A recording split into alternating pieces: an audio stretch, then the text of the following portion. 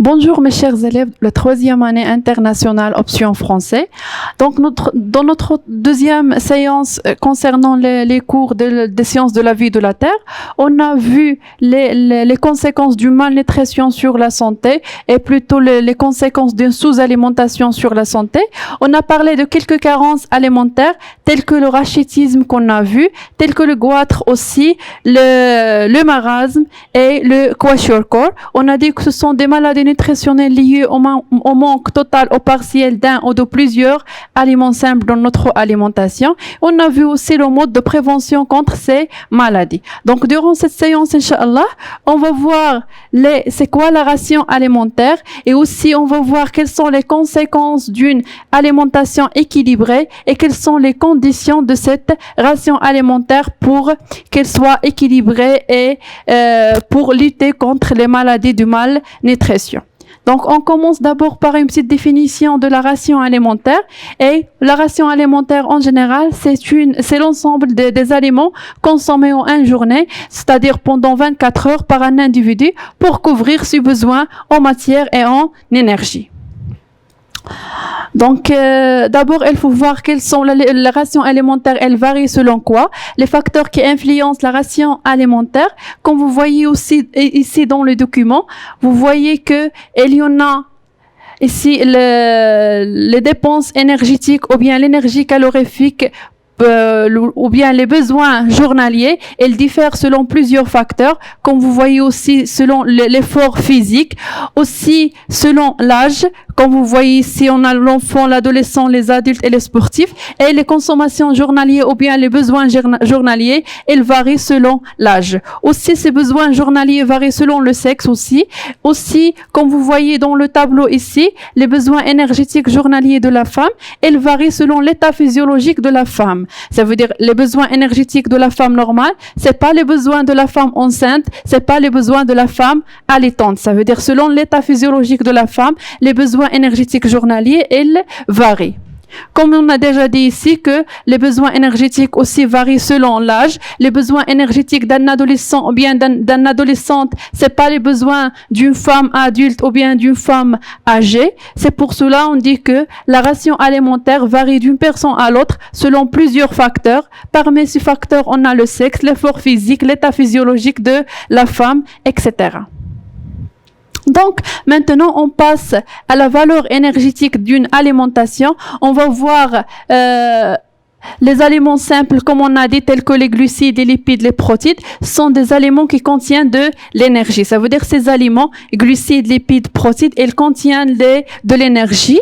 La combustion d'un gramme de chaque aliment libère une quantité d'énergie mesurée par kilojoule. Ça veut dire ici, l'unité de mesure de l'énergie calorifique issue de l'alimentation, c'est le kilojoule.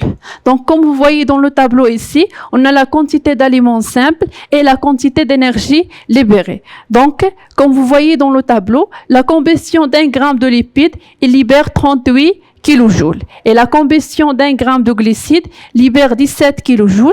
La combustion de 1 gramme de protéines libère aussi 17 kilojoules. Donc, maintenant, on va voir un exemple de calcul de l'énergie calorifique issue de la ration.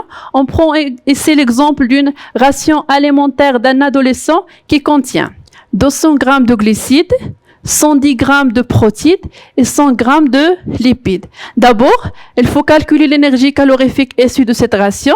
Et après, sachant que les besoins énergétiques d'un adolescent est de 2800 kilojoules, et est-ce que l'énergie calorifique issue de cette ration est suffisante? Donc, d'après les calculs qu'on va faire, on va voir est-ce que cette ration est suffisante ou bien non.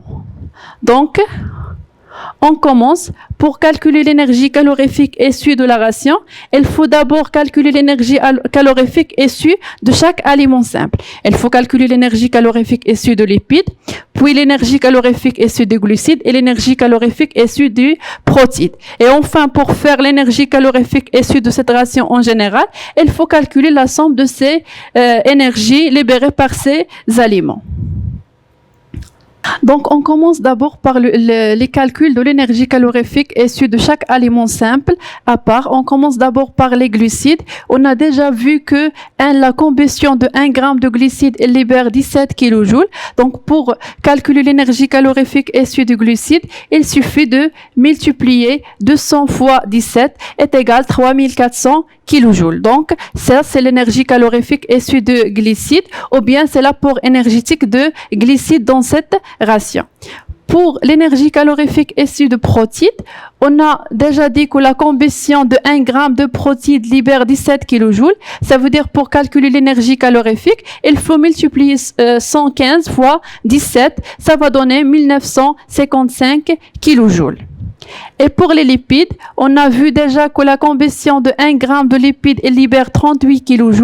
Ça veut dire que pour calculer l'énergie calorifique issue de lipides, il suffit de multiplier 100 fois 38. Ça va donner 3800 kJ.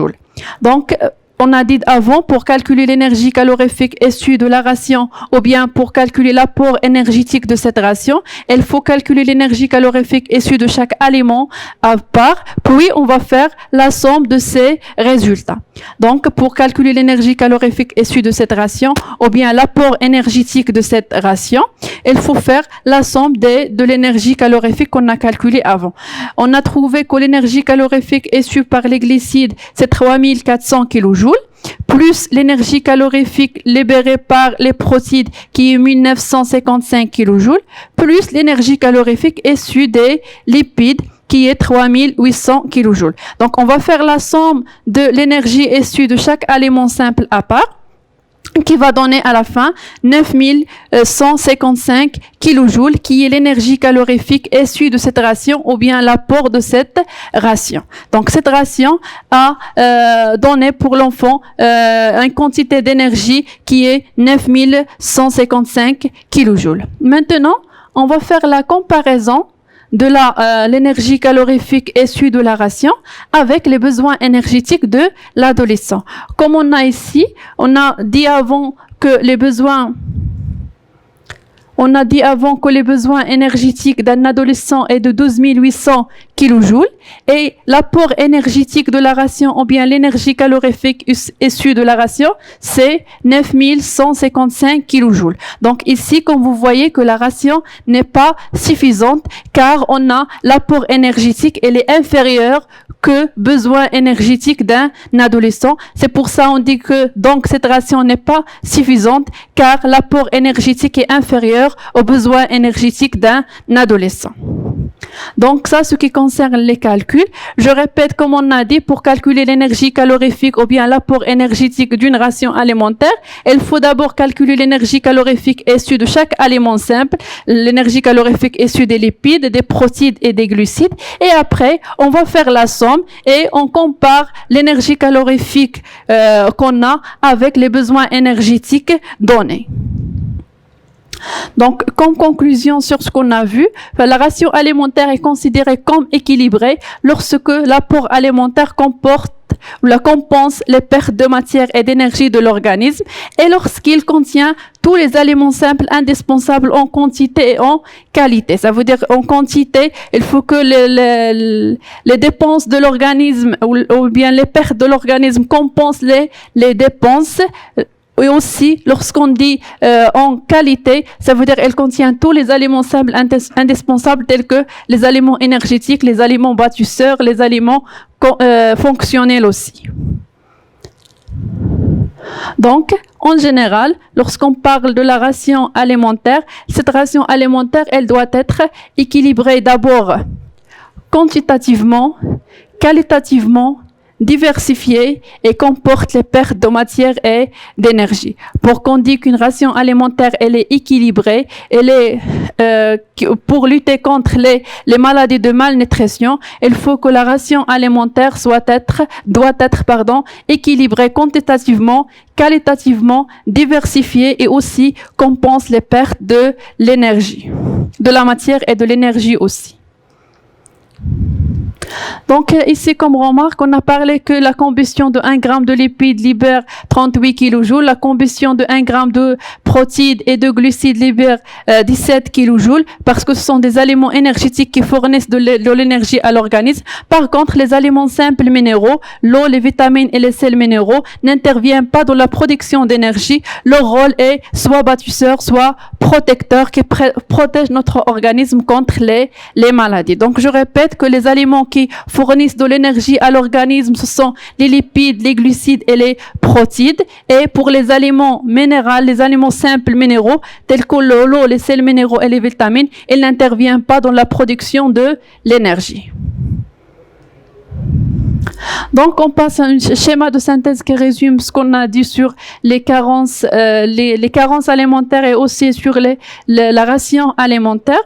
Donc, on a déjà vu que l'homme consomme des aliments variés ayant des rôles différents, soit bâtisseurs, fonctionnels ou bien énergétiques qui donnent de l'énergie. Mais l'énergie calorifique issue de la ration ou bien l'apport énergétique de la ration, il nous donne deux cas comme vous avez ici.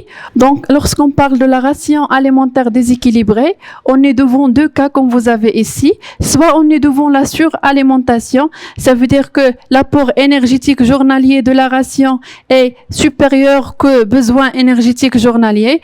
Dans ce cas, on est devant les maladies cardiovasculaires, l'obésité, etc. Ce sont tous des maladies nutritionnelles liées à la suralimentation. Soit on est devant l'autre cas, comme on a déjà vu avant, la sous-alimentation. Ça veut dire que les besoins énergétiques journaliers inférieurs ou supérieurs aux énergies calorifiques issues de la ration. Donc, dans ce cas, elles peuvent conduire à des maladies de sous-alimentation, telles que les maladies des carences alimentaires comme on a vu avant. Donc, en général, lorsqu'on parle de la malnutrition ici, on est devant deux cas comme on a déjà dit, soit la suralimentation. Je répète, comme on a dit qu'on parle de la suralimentation lorsque l'apport énergétique journalier de la ration alimentaire est supérieur qu'aux besoins énergétiques journaliers. Dans ce cas, on est devant des maladies telles que l'obésité, le diabète, les maladies cardiovasculaires, etc. Soit on est devant la sous-alimentation, comme on a dit, qui peuvent conduire à des maladies nutritionnelles qui sont les carences alimentaires, où on a déjà vu quelques carences alimentaires telles que le marasme, les carences en sels minéraux, le kwashiorkor, les avitamineuses, ça veut dire le manque de vitamines dans l'alimentation, telles que le rachitisme, le scorbut et le bérébéré. Donc, les carences alimentaires, on parle des carences alimentaires lorsque l'apport énergétique de la ration alimentaire, elle est inférieur qu'aux besoins énergétiques journaliers. Donc, d'après ce qu'on a vu sur les aliments et l'éducation nutritionnelle, ce sont l'ensemble comme on a déjà dit, l'éducation nutritionnelle, l'ensemble des habitudes alimentaires à suivre pour une alimentation saine et équilibrée pour éviter les maladies de malnutrition telles que la suralimentation et la sous-alimentation comme on a vu. Donc, on a terminé notre premier chapitre concernant l'alimentation et l'éducation nutritionnelle. Pendant la séance prochaine, Inch'Allah, on va commencer notre chapitre concernant la digestion. On va voir comment se déroule la digestion de notre organisme et quel est le rôle de l'appareil digestif ou bien du système digestif. Donc, on a dit lorsqu'on parle de la ration alimentaire déséquilibrée, on parle de la malnutrition et on est devant deux cas comme on a déjà vu. Donc, soit on est devant la suralimentation lorsque l'apport énergétique de la ration ou bien l'énergie calorifique issue de la ration est supérieur qu'aux besoins énergétiques journaliers qui peuvent conduire à des maladies chroniques liées à l'alimentation, telles que l'obésité, le diabète, les maladies cardiovasculaires, etc.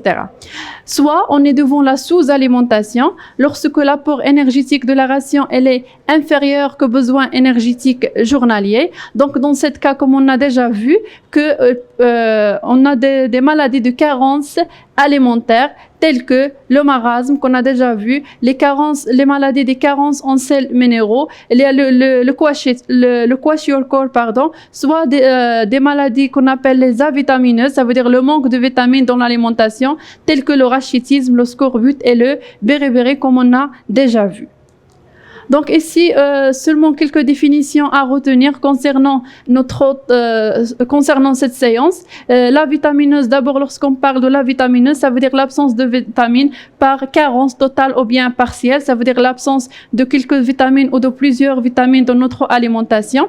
Et lorsqu'on parle de besoins énergétiques, ça veut dire l'énergie nécessaire pour le fonctionnement de l'organisme. C'est l'énergie énergétique ou les besoins énergétiques journaliers. Et l'apport énergétique, lorsqu'on parle de l'apport énergétique, ça veut dire l'énergie apportée par notre alimentation.